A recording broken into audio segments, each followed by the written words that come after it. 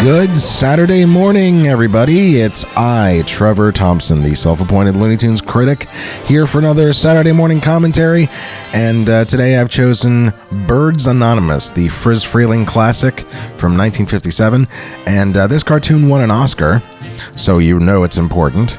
And that's kind of interesting, too, because the way I was introduced to this cartoon was when I was very young. We had the Looney Tunes anthologies on tape, and we had it's directed by Friz Freleng, so of course it's in the movie Friz Freleng's Looney Bugs Bunny movie. And the third act is a whole parody of the Oscars. It's called the Oswald. It's like the cartoon equivalent of the Oscars. And this cartoon is considered, and I think wins for, you know, the equivalent of Best Picture. So that probably has something to do with it. And the other thing to mention about this cartoon is that I'm sorry, I'm actually watching the cartoon. This character here is there's some debate about what his name is. Some people say his name is Sam. Some people say that his name is Clarence. He's not named in this cartoon, but he does show up a couple other times, and I think they even brought him back in Sylvester and Tweety Mysteries. The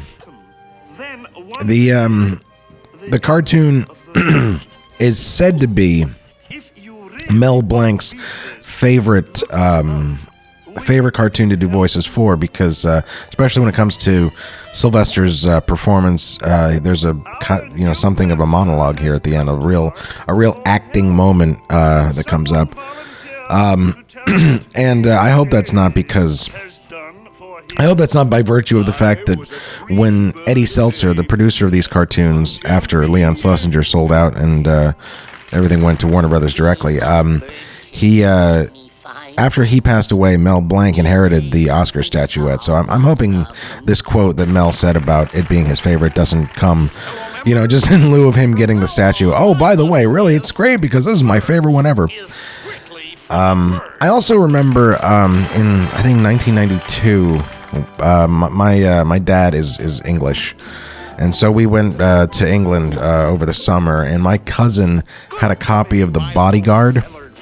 And for some reason, this cartoon appeared at the beginning, which I remember by then, at that age, the age of 15, I had learned a little bit more. I was a little more world weary, and I knew more about that this was based on, Alcoholics Anonymous. Speaking of being young and the influence, how about seeing a TV on a TV like this, Anybody who grew up in the 80s and could point their video camera at their TV and see that infinity effect just had a little flashback there. But, and yes, for the record, that turkey does look delicious. I mean, Sylvester's really not, alone on wanting to eat that thing. That canary, yes, but that turkey, no, I don't quite understand it. But there's a lot to say about this cartoon. There's a lot of animation historians and film people like this cartoon. In fact, Friz kind of tried to remake it about 7 or 8 years later with a similar cartoon.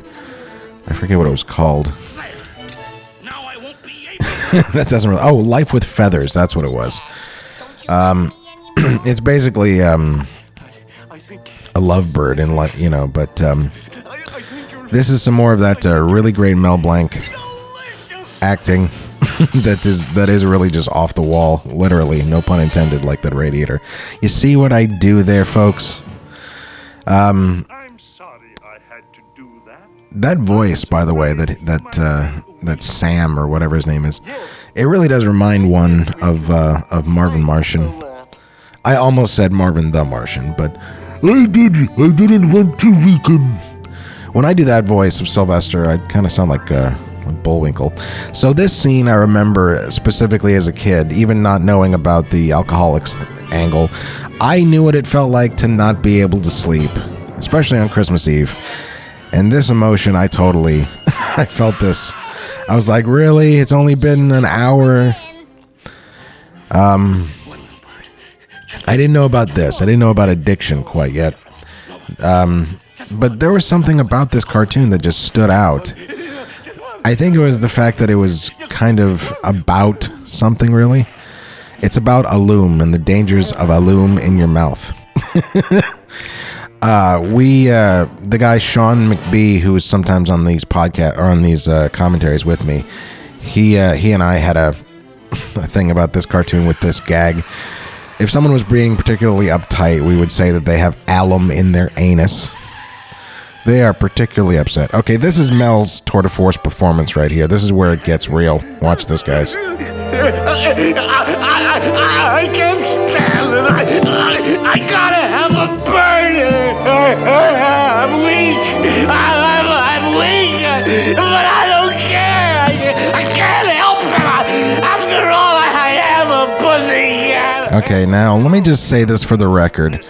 Nothing against stuff that came after this, and nothing against Tiny Toons and Animaniacs, but we didn't see that level of real acting in cartoons, you know, on a small scale until Ralph Bakshi's Mighty Mouse, and on a big scale, Ren and Stimpy. That level of acting and like really committing to it really hadn't been seen until Ren and Stimpy again, and it really is. It's very Chris Valusian, actually. Anyway, guys, this is a great cartoon, and I'm really glad that I could watch it with you. And until next Saturday, that's all, folks.